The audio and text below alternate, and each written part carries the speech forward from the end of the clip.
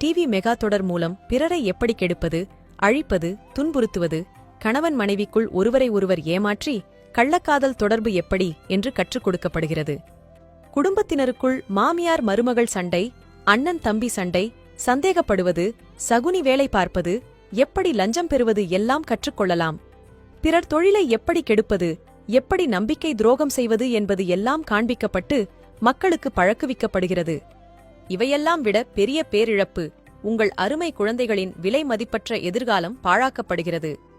இத்தனை பாதிப்புகள் இருக்கிறது என்று தெரிந்தும் தொலைக்காட்சி நிறுவனங்கள் தங்கள் டிஆர்பி ரேட்டிங் அதிகரித்திட சுயலாபத்துக்காக இப்படிப்பட்ட மக்களை சீரழிக்கும் டிவி சீரியல்கள் தயாரித்திட முக்கியத்துவம் தருகிறது.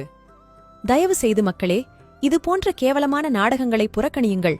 நாம் புறக்கணித்தால்தானே டிஆர்பி ரேட்டிங் குறைந்தால் தொலைக்காட்சி நிறுவனங்கள் மக்களை சீரழிக்கும் சீரியல்களை தானே நிறுத்திவிடுவார்கள்.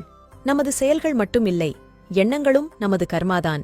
எனவே உங்கள் விலை மதிப்பில்லா ஓய்வு நேரத்தை அன்பான குழந்தைகள் மற்றும் வீட்டிலுள்ள கணவன், மனைவி, பெரியவர்களோடும் சிரித்து பேசி பாசத்துடன் பழகி வாழ்க்கையை அனுபவியுங்கள். குறைந்த நேரம் நல்ல தொலைக்காட்சி நிகழ்ச்சிகளை பாருங்கள். மற்ற நேரங்களில் நல்ல புத்தகங்களை படியுங்கள். கிடைக்கக்கூடிய பொன்னான நேரங்களில் பிறருக்கு நன்மை செய்யும் நல்ல காரியங்களிலும் ஈடுபடுங்கள். இல்லையேல் வரும் பலன்களை, நல்லதோ கெட்டதோ, நீங்கள்தான் அவற்றை டிவி பார்த்து உருவாக்கினீர்கள் என்பதை உணர்ந்து அனுபவிக்க தயாராகுங்கள். அல்லதை விடுத்து நல்லதை பாருங்கள் நண்பர்களே. தீதும் நன்றும் பிறர் தரவாரா? நம்மைச் சுற்றி நடப்பவை அனைத்திற்கும் நாமே பொறுப்பு. இதுபோல பயனுள்ள பதிவுகளுக்கு ஜே ஹெல்த் பக்கத்தை ஃபாலோ செய்யுங்கள். நன்றி.